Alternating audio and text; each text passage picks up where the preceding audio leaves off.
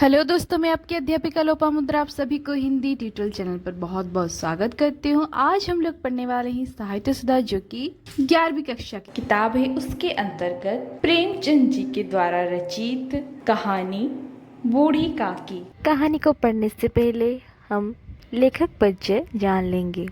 कहानी बूढ़ी काकी के लेखक है मुंशी प्रेमचंद, जिन्हें हिंदी उपन्यास का सम्राट कहा जाता है। उनका जन्म 31 जुलाई 1880 में हुआ और मृत्यु 8 अक्टूबर 1936 में हुआ। मुंशी प्रेमचंद का जन्म बनारस के करीब लम्ही गांव में हुआ। उनके पिता का नाम अजायब राय था तथा माता का नाम आनंदी देवी था। प्रेमचंद का असली नाम था धनपत राय, परंतु उनके चाचा जी ने उन्हें प्यार से नवाब राय नाम दिया था, जिस नाम से वे उर्दू में लिखे थे। अर्थात इसी नाम से ही वो उर्दू लिखने में ज़्यादा परिचित थे। सोजे वतन को जब्त करने के बाद उनकी लिखने पर पाबंदी लग गई, तो अपने प्रकाशक मित्र मुंशी दया नारायण निगम के सुझाव पर उन्होंने अपना नाम प्रेमचंद रखा और तभी से उसी नाम से उर्दू और हिंदी दोनों में लिखना शुरू किया। 7 वर्ष की आयु में माता तथा 14 वर्ष की आयु में पिता का देहांत हो जाने के कारण उनका प्रारंभिक जीवन बड़ा संघर्षमय रहा। उनकी शिक्षा का आरंभ उर्दू और फारसी में हुई।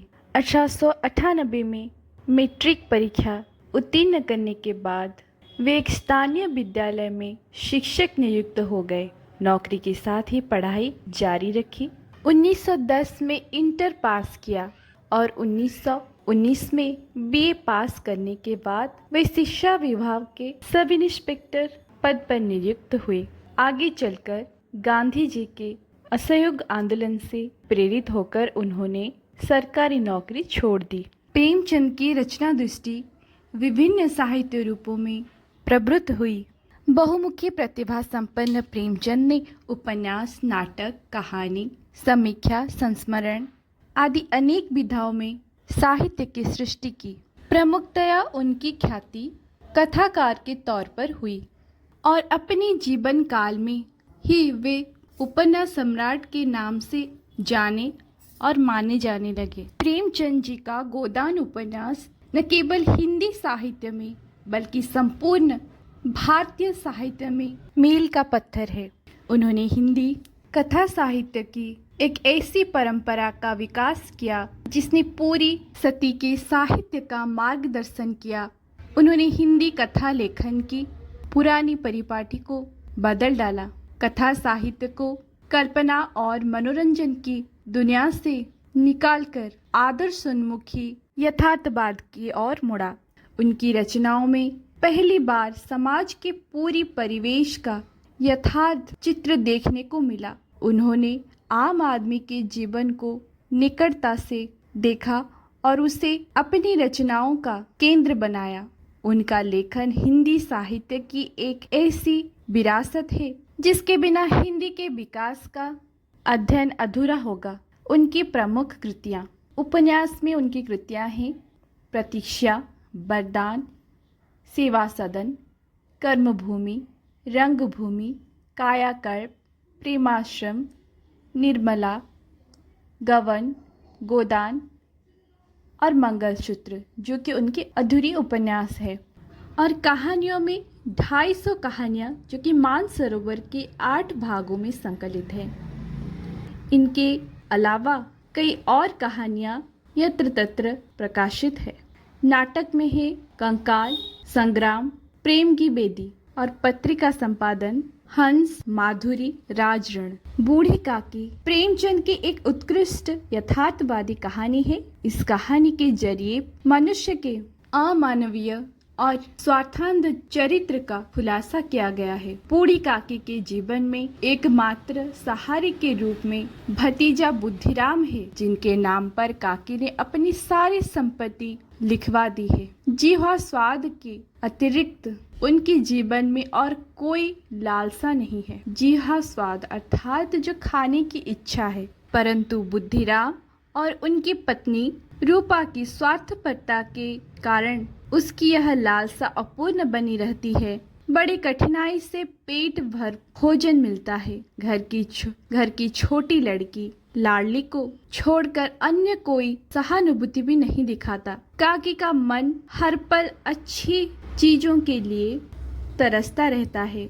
घर में तिलक उत्सव के अवसर पर तरह तरह के पकवान, पूड़ियाँ, कचौड़ियाँ, मसालेदार तरकारियां आदि बनती है। इन चीजों की सुगंध से काकी की उत्कट क्षुधा जागने लगती है। क्षुधा अर्थात भूख। उत्कट माने जोर से भूख लगना। देर तक इन चीजों के न मिलने पर पेट की ज्वाला से विवश होकर काकी रेंगते हुए कड़ाह के पास जा पहुंचती है। चीजें तो नहीं मिलती, उल्टे रूपा के व्यंग सहने पड़ते। फिर कई घंटों के बाद काकी मेहमानों के पास आकर बैठती है। इस बार बुद्धिराम काकी की भावना को बिना समझे उसे खींचते हुए कोठरी में पटक देती है। देर रात को काकी अपने पास लाडली को पाती है, जो अपने हिस्से की चीजें छुपाकर काकी के लिए लाई थी। उतनी चीजों से जब काकी का मन नहीं भरता तो वह मेहमानों की झूठी पत्तले को चाटने लगती है। यह देखकर रूपा को पछतावा होने लगता है और उसमें अपराध का बोध पैदा होता है। वह बार बार ईश्वर से अपनी गलती के लिए क्षमा याचना करती है। फिर प्रसन्न चित्त होकर सारी चीजों से सजी थाली चचेरी सास को परोसती है और उनसे क्षमा मांगती है।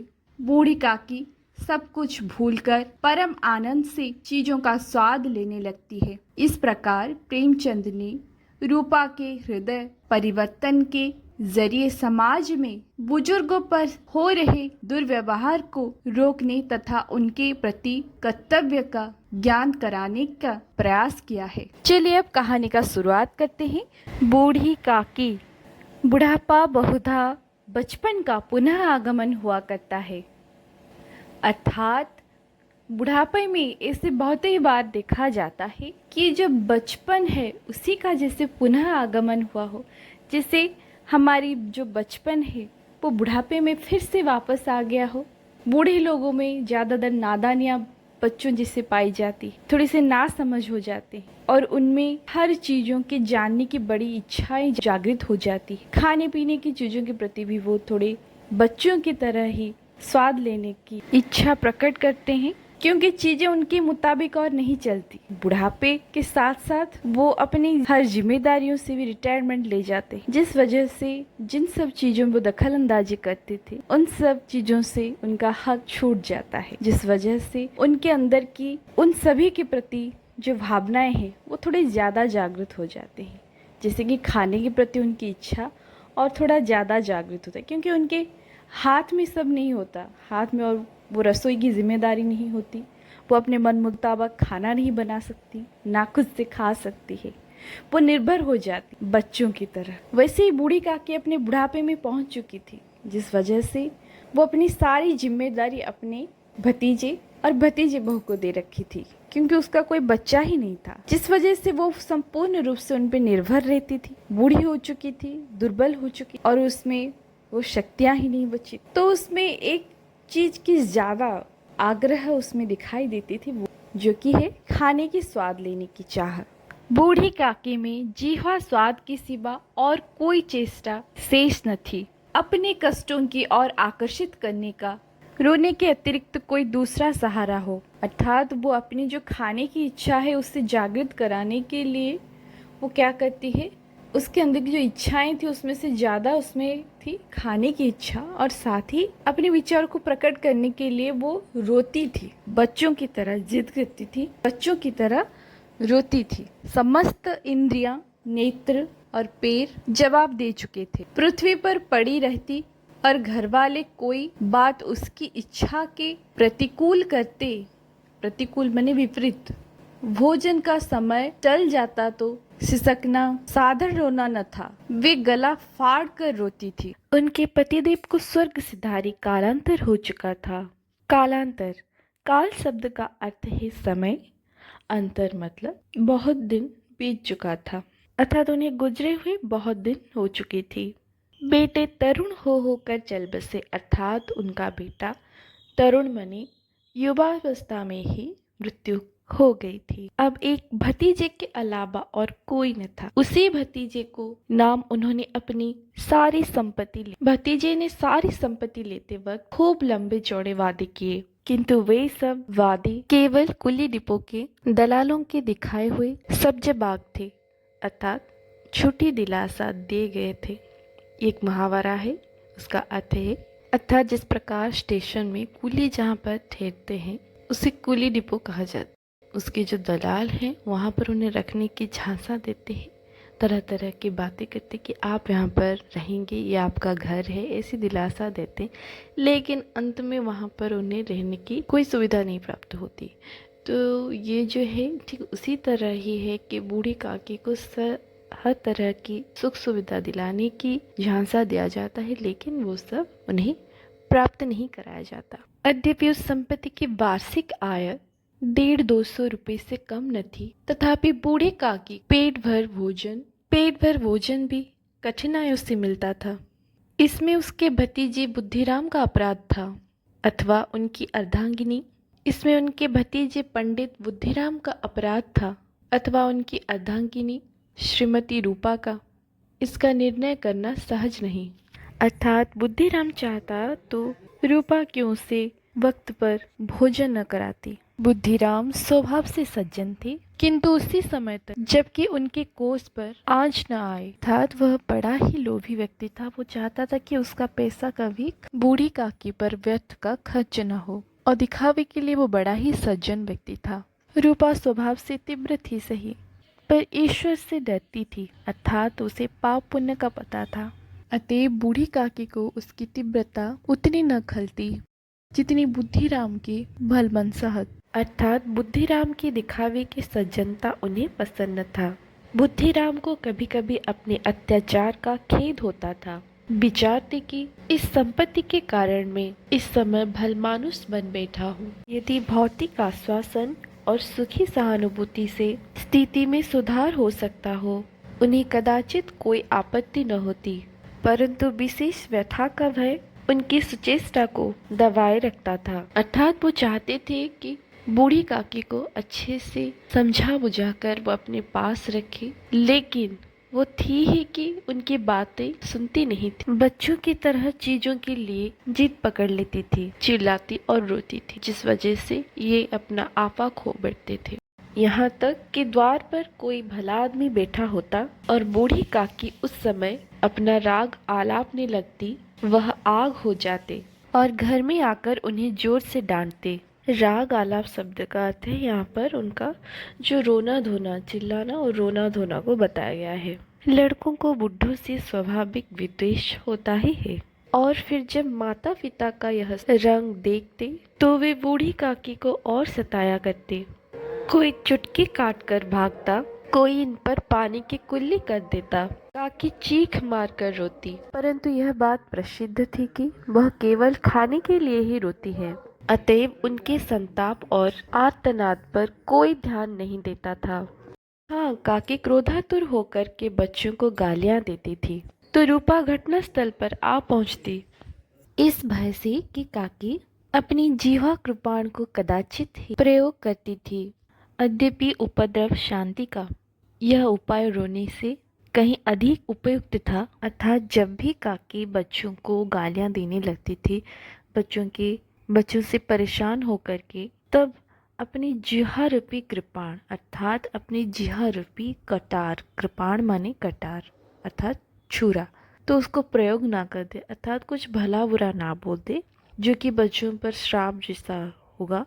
तो उस भय से रूपा तुरंत वहां आकर पहुंच जाती। लेकिन यद्यपि अर्थात लेकिन यह उपद्रव शांति का अर्थात ये जो सब घटना चक्र चल रही थी, बच्चों का बार बार बूढ़ी काकी को सताना और बूढ़ी काकी का ऐसे रोना, ये सब शांत के लिए, ये सब उपद्रव शांति के लिए ये होना ज़रूरी था कि वो चिल्लाए और सबको डांटे और वहाँ पर रूपा उस सबको रोकने के लिए तुरंत आ पहुँचे। नहीं तो बच्चे इस तरह काकी को सताते रहेंगे और काकी रोती रहेंगी। संपूर्ण परिवार में यदि काकी से किसी को अनुराग था तो वह बुद्धिराम की छोटी लड़की लाडली थी। अनुराग शब्द का अर्थ है प्रेम यानी श्रद्धा। लाडली दोनों भाइयों के भय से अपने हिस्से की मिठाई चबेना बूढ़ी काकी के पास बैठकर खाया करती थी। यही उसका रक्षागार था। चबेना अर्थात चबाकर खाया जाने वाला पदार्थ, जैसे चना और चावल जो कि भुना हुआ होता है, अर्थात रोस्टेड, मटर चना चावल आदि पदार्थ जिसे बच्चे बड़े मजे से चबा चबा कर खाते हैं। और यद्यपि काकी की शरण लेना उसकी लोलुपता के कारण बहुत महंगी पड़ती थी, तथापि भाइयों के अन्याय से सुरक्षा कहीं सुलभ थे तो बस यही, अर्थात भाइयों से चॉकलेट और चबेना को बचा करके खाने के लिए उसका रक्षागार सिर्फ दादी ही थी। उसके पास बैठ करके वो अपना खाना सुरक्षित खा सकती। और ये महंगा तो पड़ता था क्योंकि दादी को भी उससे थोड़ा देना पड़ता था, लेकिन इससे उन दोनों का संबंध जो है वो और ज्यादा मजबूत बनती थी। इसी स्वार्थ अनुकूलता ने उन दोनों में सहानुभूति का आरोपण कर दिया था, अर्थात ये जो लाली अपने स्वास्थ्य के लिए, अपनी मिठाई को सुरक्षित खाने के लिए जो हमेशा दादी का सहायता लेती थी, उस वजह से दोनों में संपर्क और भी ज्यादा गहरी हुई थी। मतलब पूरे घर में एक लाडली ही थी जो दादी को समझती थी और उनकी बहुत अपनी थी। दादी के दुख और उसकी भूख को वो अच्छे से समझ पाती थी। वैसे तो देखा जाए तो पूरे घर में सब दादी के खिलाफ होते। रात का समय था। बुद्धिराम के द्वार पर शहनाई बज रही थी और गांव के बच्चों का झुंड विस्मयपूर्ण नेत्रों से गाने का रस स्वादन कर रहा था। चार पायों पर मेहमान विश्राम करते हुए नाइयों से मुक्कियां लगवा रहे थे। चार पाई अर्थात चार पैरों वाला खटिया जो कि धागों से बंधा हुआ रहता है, उस खटिए पर मेहमान सोए हुए थे और जो नाई थे, जो बाल काटने वाले नाई थे, वो क्या कर रहे थे, उन्हें मुक्कियां दे रहे थे, अर्थात उनकी मसाज कर रहे थे।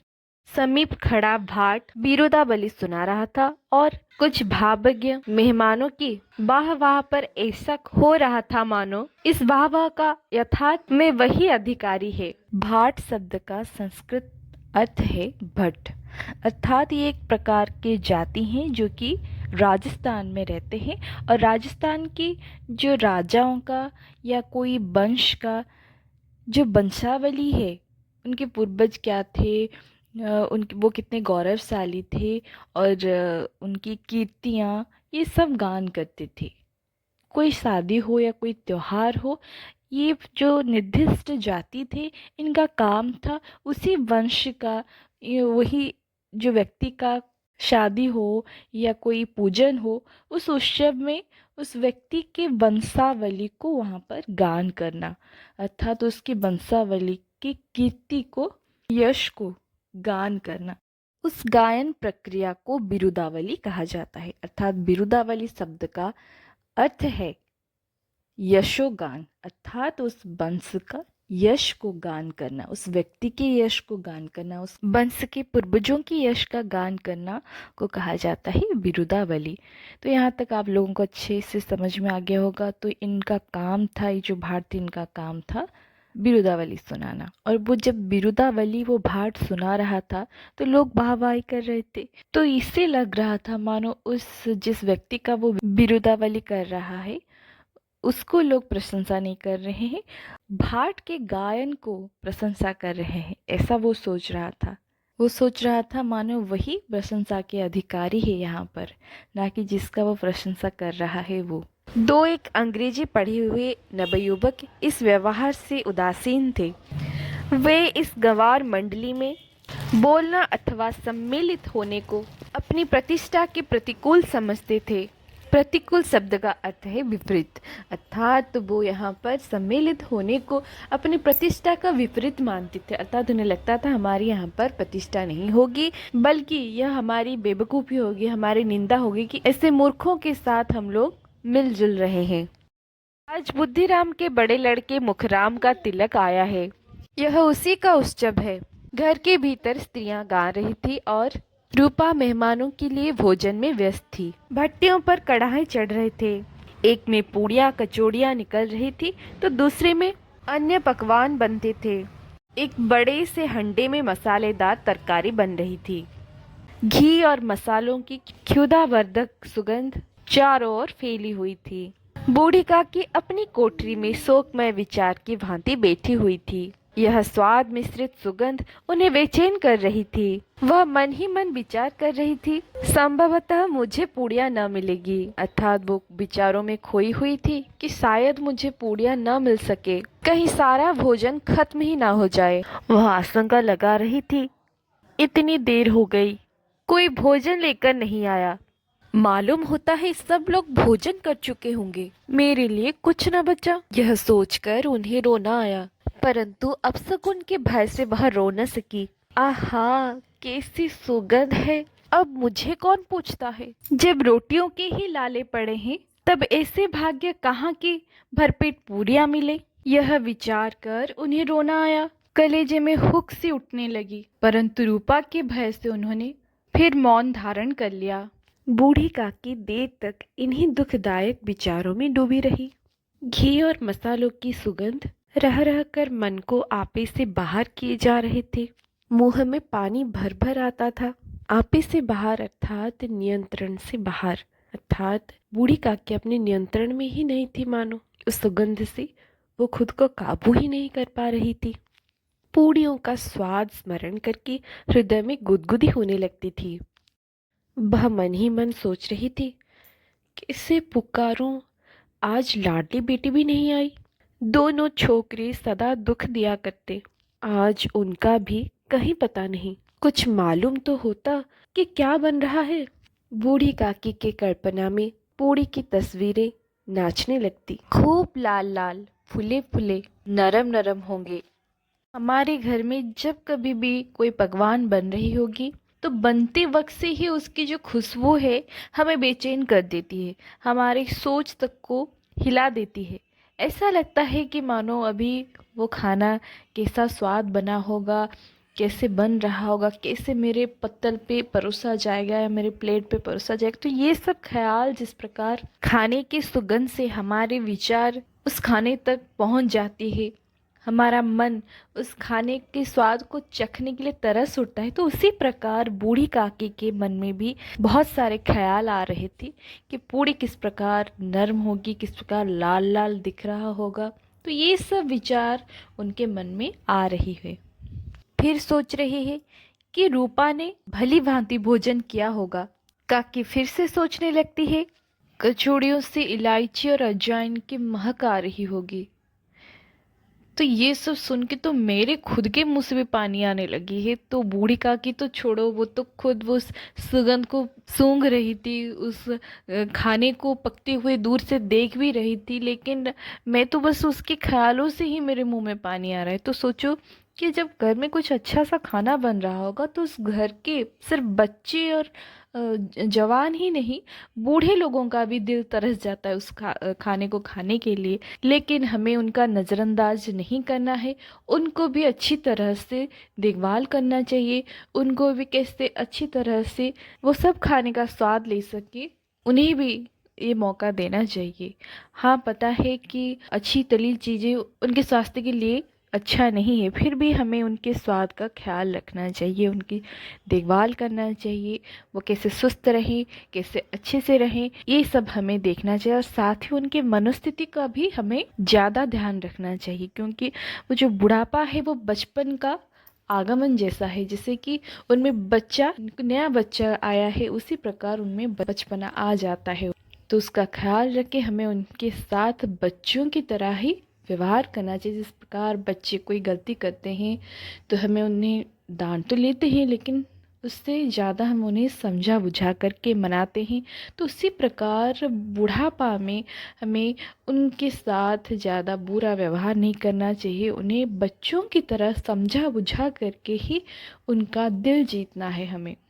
क्योंकि उनसे जो आशीर्वाद मिलेगा, उनकी जो सुकून, उनकी जो खुशी होगी, तो वो भगवान को तो किसी ने नहीं देखा, लेकिन वो भगवान की सेवा करने के साथ ही समान है।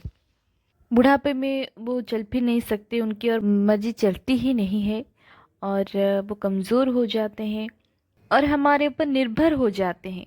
जिंदगी भर उन्होंने जो भी कमाया है हमारे ही लिए कमाया था, और अब वो लाचार है, बेबस है और हमारे ऊपर निर्भर है। जो व्यक्ति एक समय में अपना पूरा काम करता था, हमारे लिए रोजगार करता था, अपने वंश को आगे बढ़ाने की कोशिश में लगा रहा था, लेकिन वो एक दिन बूढ़ा हो जाता है, दूसरों पर निर्भर होता है, तो उसका हमें फ़ायदा नहीं उठाना चाहिए, उस पर हमें जुल्म नहीं करना चाहिए, उनका हमें पूरा ध्यान रखना चाहिए, क्योंकि वही है जिनके बदौलत हमारी ज़िंदगी है, वही है जिनके वजह से हम सीना तान के रास्ते पे चलते कि हम इन्हीं के वंशज हैं और इन्हीं के वजह से ही हमें नाम मिला, पहचान मिला है, तो उन्हीं का हमें सेवा करना चाहिए, वो भगवान से भी बढ़कर है।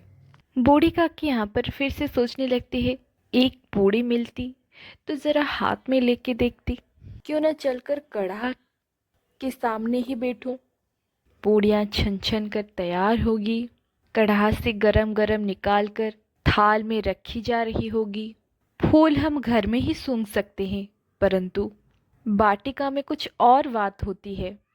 अर्थात वो सोचती है कि फूल तो हम घर में भी सूंघ लेते हैं, लेकिन वाटिका में जाकर के, अर्थात बगीचे में जाकर के जो फूल की जो सुगंध होती है, जो तरह तरह की फूलों का जो सुगंध है, वो जो सुंदर दृश्य है, फूल के खिलने की जो दृश्य है, वो सब देखने पर कुछ और ही ज़्यादा आनंद मिलती है। तो उनका कहना है कि जब पूरी छान करके रखा जा रहा होगा, तो उसे देखने में जो सुख है कढ़ा के पास बैठ कर के, वो घर में बैठ कर के पूड़ियाँ खाने से भी ज़्यादा कई गुना सुखदायक है।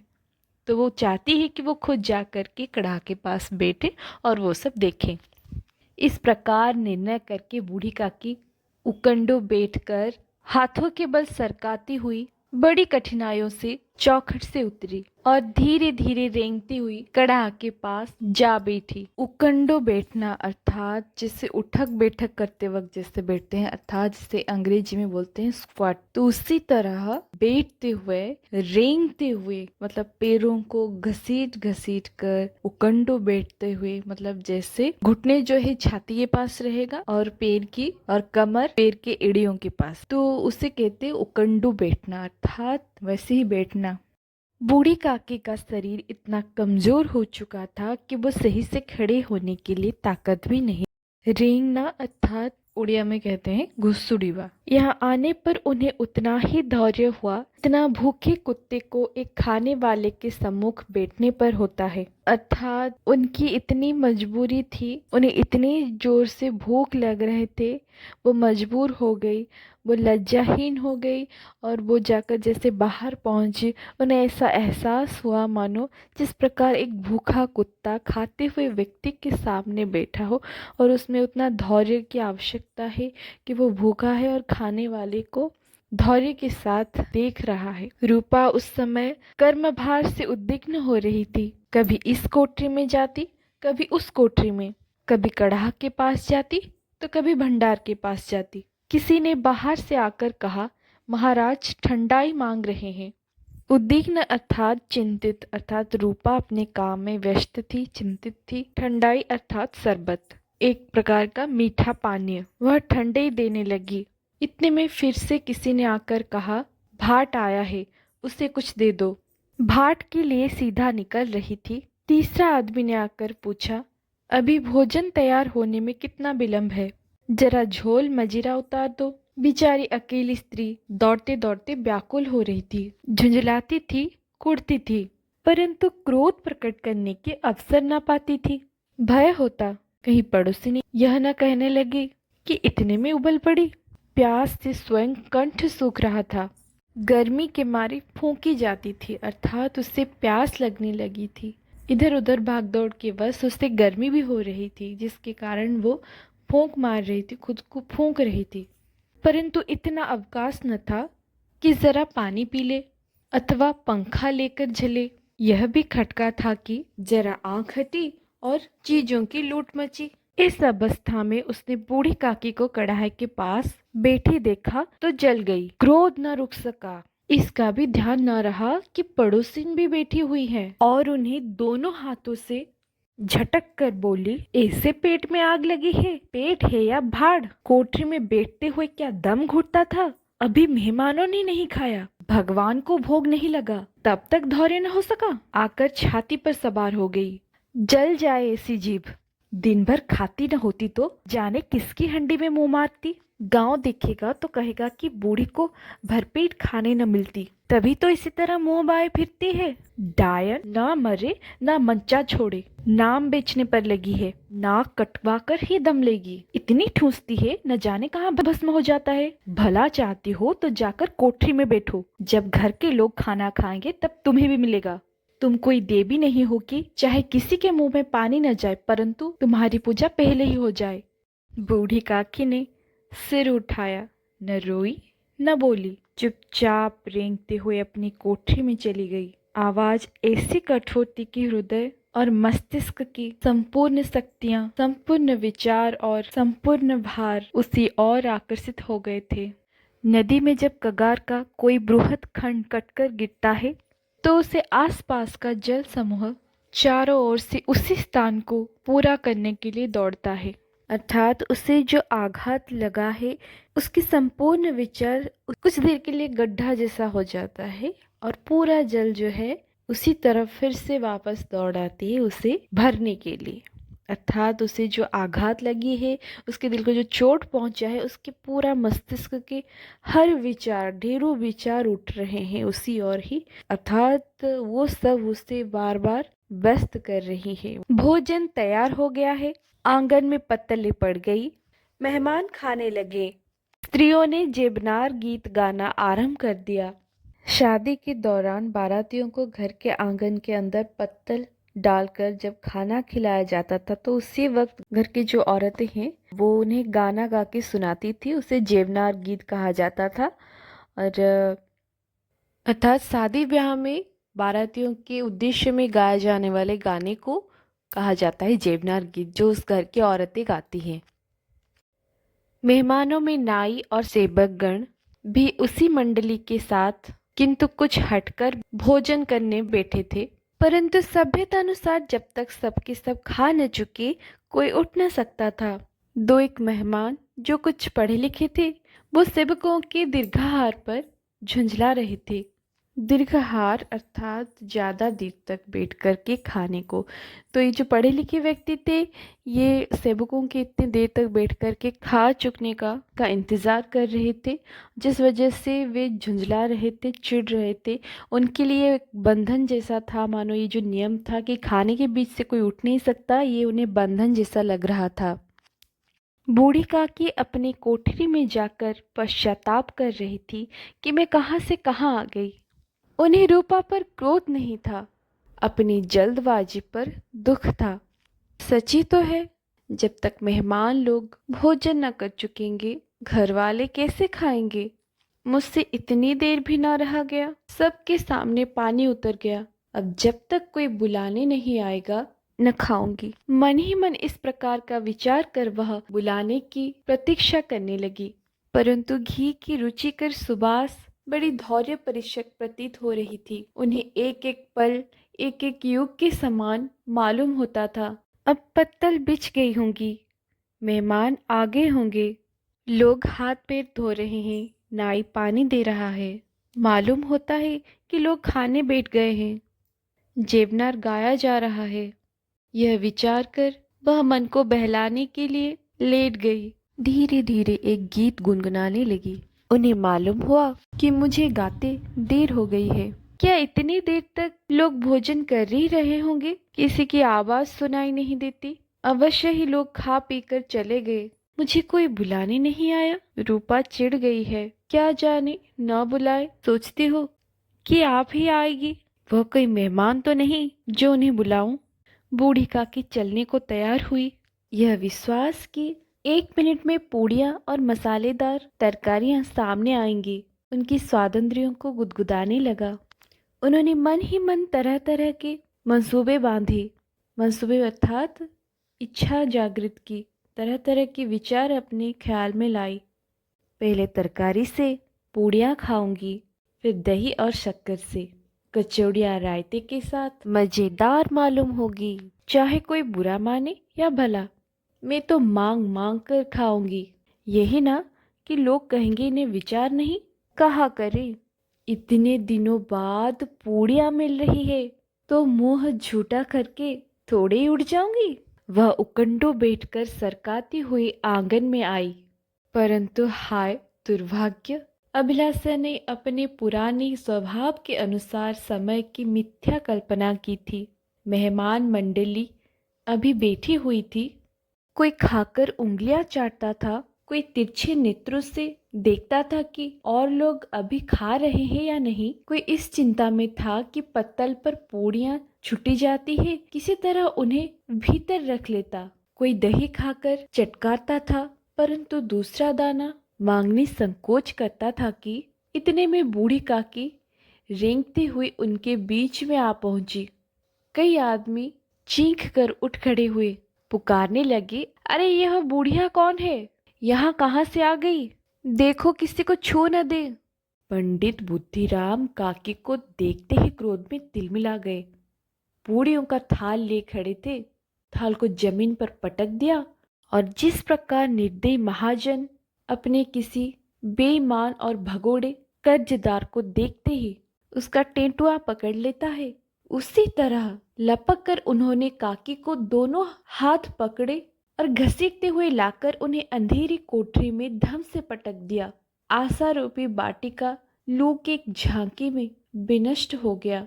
मेहमानों ने भोजन किया, घर वालों ने भोजन किया, बाजे वाले, धोबी, चमार भी भोजन कर चुके, परंतु बूढ़ी काकी को किसी ने न पूछा। बुद्धिराम और रूपा दोनों ही बूढ़ी काकी को उनकी निर्लजता के लिए दंड देने का निश्चय कर चुके थे। उनके बुढ़ापे पर, दीनता पर, हत ज्ञान पर किसी को करुणा न आई। अकेली लाडली उनके लिए कुढ़ रही थी। लाडली को काकी से अत्यंत प्रेम था। बेचारी भली लड़की थी। बाल विनोद और चंचलता की उसमें गंध तक नहीं थी। दोनों बार जब उसके माता पिता ने काकी को निर्दयता से घसीटा तो लाडली का हृदय धक से रह गया। वो झंझला रही थी कि हम लोग काकी को क्यों बहुत सी पूड़ियाँ नहीं देते। क्या मेहमान सबके सब खा जाएंगे? और यदि काकी ने मेहमानों से पहले खा लिया तो क्या बिगड़ जाएगा? वह काकी के पास जाकर उन्हें धैर्य देना चाहती थी, परंतु माता के भय से न जाती थी। उसने अपने हिस्से की पूड़ियाँ बिल्कुल न खाई थी, अपनी गुड़िया की पिटारी में बंद कर रखी थी। जब पूड़ियों को काकी के पास ले जाना चाहती थी, उसका हृदय अधीर हो रहा था। बूढ़ी काकी मेरे बात सुनकर ही उठ जाएगी, पूड़ियाँ देखकर कैसी प्रसन्न होगी, मुझे खूब प्यार करेगी। रात को 11 बज गए थे। रूपा आंगन में पड़ी सो रही थी। काकी को पूड़ियाँ खिलाने की खुशी उसे सोने न देती थी। जब विश्वास हो गया कि अम्मा सो रही है तो वह चुपके से उठी और विचारने लगी, कैसे चलूं? चारों ओर अंधेरा था, केवल चूल्हे में आग चमक रही थी और चूल्हे के पास एक कुत्ता लेटा हुआ था। लाडली की दृष्टि सामने वाली नीम पर पड़ गई। उसे मालूम हुआ कि उस पर हनुमान जी बैठे हुए हैं। उनकी पूंछ, उनकी गदा बस स्पष्ट दिखलाई दे रही थी। मारे भय के उसने आंखें बंद कर ली। अर्थात हम जब रात को अंधेरे में कहीं निकलते हैं या कहीं पे अकेले जाते हैं तो हमारे अंदर एक भय जागृत होता है। ऐसा लगता है कि मानो हमारे आसपास कोई है, हमें देख रहा है, पर ऐसा नहीं होता, लेकिन हमारे विचार भय की ओर जाती है। तो उस प्रकार लाडली एक छोटी सी बच्ची थी, उसके मन में ढेरों विचार आते हैं। जब वो अकेली जाती है दादी के पास, बूढ़ी काकी के पास जब खाना लेकर के जाती तो उसके मन में ढेरों भय संचार होता है। इतने में कुत्ता उठ बैठा। लाडली को ढाढ़स हुआ, अर्थात उसे धैर्य प्राप्त हुआ। कोई तो जाग रहा है, ऐसा उसे लगा।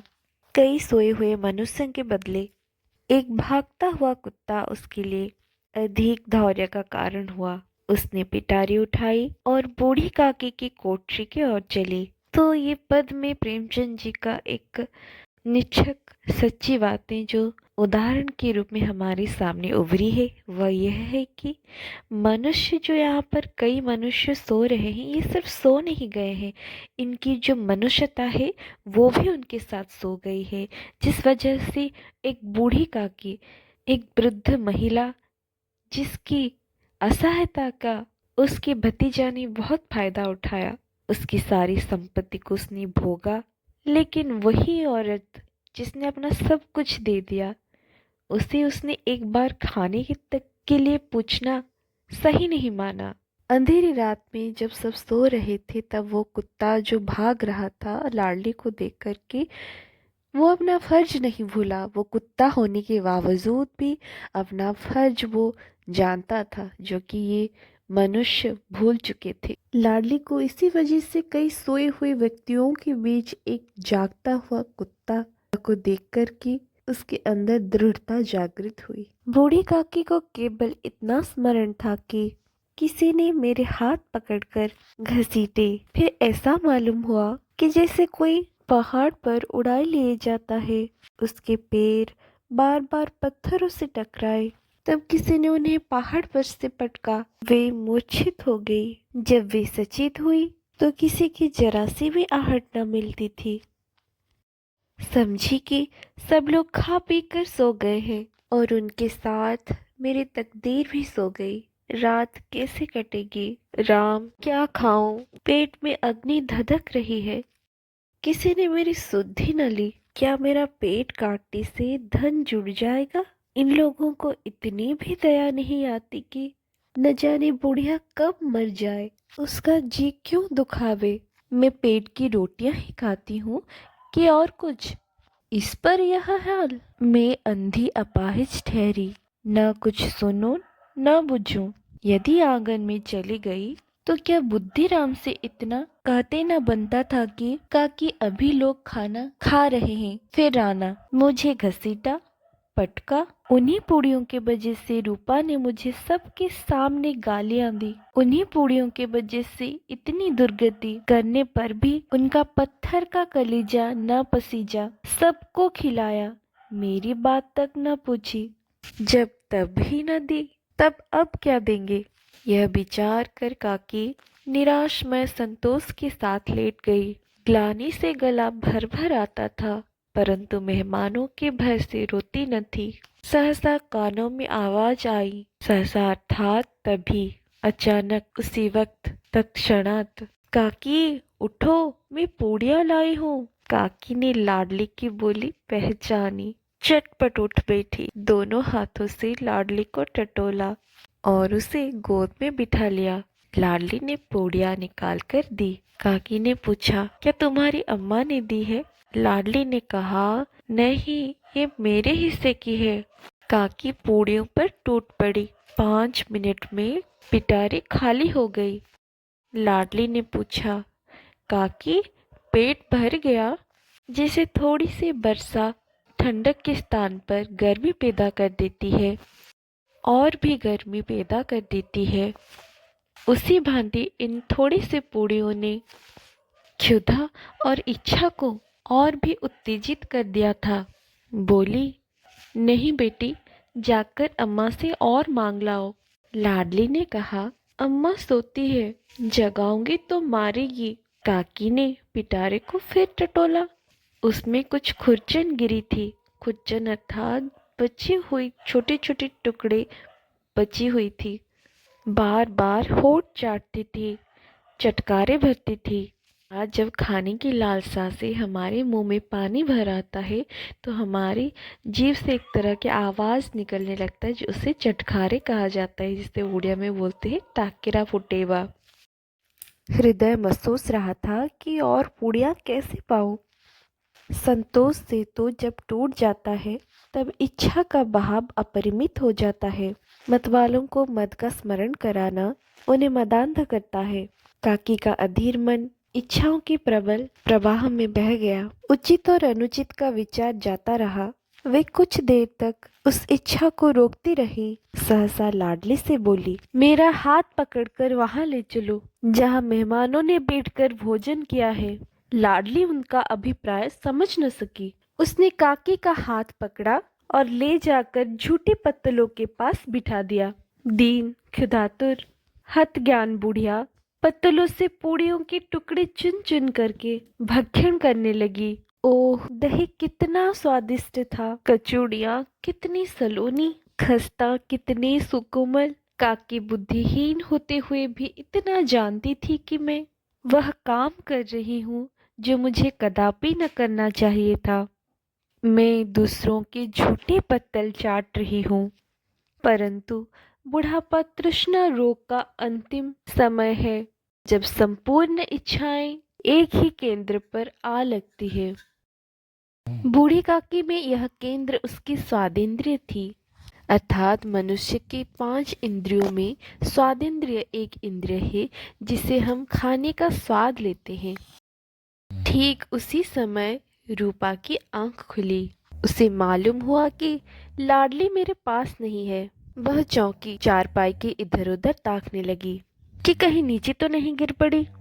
उसे वहां न पाकर वह उठी तो क्या देखती है कि लाडली झूठे पत्तलों के पास चुपचाप खड़ी है और बूढ़ी काकी पत्तलों पर से पूड़ियों के टुकड़े उठा उठा कर खा रही है। रूपा का हृदय सन्न हो गया। किसी गाय के गर्दन पर छुरी चलते देखकर जो अवस्था उसकी होती वही उस समय हुई। एक ब्राह्मणी दूसरों का झूठी पत्तल टटोले, उससे अधिक शोकमय दृश्य असंभव था। पूड़ियों के कुछ ग्रासों के लिए उसके चचेरी सास ऐसा निकृष्ट कर्म कर रही है। यह वह दृश्य था जिसे देखकर देखने वाले का हृदय कांप उठता है। ऐसा प्रतीत होता मानो जमीन रुक गई, आसमान चक्कर खा रहा है, संसार पर कोई आपत्ति आने वाला है। रूपा को क्रोध न आया, शोक के सम्मुख क्रोध कहाँ। अर्थात इस दृश्य पर रूपा को शोक था, उसे दुख था कि मेरी चचेरी सास जो एक ब्राह्मण वृद्धा है वो अंत में ऐसी पूड़ियाँ टटोल कर खा रहा है, जिसका सारा संपत्ति हम लोग भोग रहे हैं, वो खुद भूख के मारे दूसरों के झूठे पत्तलों से टुकड़े उठा उठा कर खा रही है। करुणा और भय से उसकी आंखें भर आई। इस अधर्म का भागी कौन है? उसने सच्चे हृदय से गगन मंडल को हाथ उठाकर कहा, परमात्मा मेरे बच्चों पर दया करो, इस अधर्म का दंड मुझे मत दो, नहीं तो मेरा सत्यानाश हो जाएगा। रूपा को अपनी स्वार्थपरता और अन्याय इस प्रकार प्रत्यक्ष रूप में कभी न दिख पड़े थे। वह सोचने लगी, कितनी निर्दय हूँ, जिसकी संपत्ति से मुझे 200 रुपए आय हो रहा है उसकी ये दुर्गति। उस समय के 20 रुपए मानो आज के 20 लाख के साथ समान है, और मेरे कारण, हे दयामय भगवान, मुझसे बड़ी भारी चूक हो गई है, मुझे क्षमा करो। आज मेरे बेटे का तिलक था, सैकड़ों मनुष्य ने भोजन किया, मैं उनके इशारों की दासी बनी रही, अपने नाम के लिए सैकड़ों रुपए व्यय कर दिया, परंतु जिसके बदौलत हजारों रुपए आए उसे इस उत्सव में भी भरपेट भोजन न दे सकी। केवल इसी कारण तो ये वृद्ध असहाय है। रूपा ने दिया जलाया, अपने भंडार का द्वार खोला और एक थाली में संपूर्ण सामग्रियों को सजाकर बूढ़ी काकी की ओर चली। आधी रात जा चुकी थी। आकाश पर तारों के थाल सजे हुए थे और उस पर बैठे हुए देवगण स्वर्गीय पदार्थ सजा रहे थे, परंतु उसमें किसी को वह परमानंद प्राप्त न हो सका था जो बूढ़ी काकी को अपने सम्मुख उस थाल को देखकर हुआ था। रूपा ने कंठरुद्ध स्वर में कहा, काकी उठो, भोजन कर लो, मुझसे आज बड़ी भूल हुई, उसका बुरा न मानना। परमात्मा से प्रार्थना कर दो कि वह मेरा अपराध क्षमा करे। भोले भाले बच्चों की भांति जो मिठाइयाँ पाकर मार और तिरस्कार सब भूल जाता है, बूढ़ी काकी वैसे ही सब भूलकर बैठी हुई खाना खा रही थी। उसके एक एक रोए से सच्ची सत इच्छाएं निकल रही थी और रूपा बेटी स्वर्गीय दृश्य का आनंद लेते हुए मग्न थी। शब्दार्थ जवाब दे चुकना, शिथिल हो जाना, कमजोर हो जाना। कालांतर, समयांतर। सज्ज बाग दिखाना अर्थात अपना काम साधने या निकालने के लिए बड़ी बड़ी आशाएं दिलाना। अर्धांगिनी पत्नी। भलमन सहत अर्थात शिष्टता। स्वर्ग साधने अर्थात मृत्यु को प्राप्त करते हुए। विद्वेष अर्थात ईर्षा। जिह्वा कृपाण अर्थात जीभ रूपी तलवार अर्थात कटु वचन, नाई अर्थात नापित, बाल काटने के काम करने वाला, बिरुदावली अर्थात प्रशंसा के वाक्य, भाट चारण, प्रशंसा गायक खुशामदी, अपशकुन अशुभ, भट्टियों चूल्हे, ठंडई शरबत, कगार किनारा तट, जेबनार गीत भोज गीत, मंसूबे इरादे, टेटुआ गला गर्दन, ढांढस धैर्य धीरज, तकदीर भाग्य,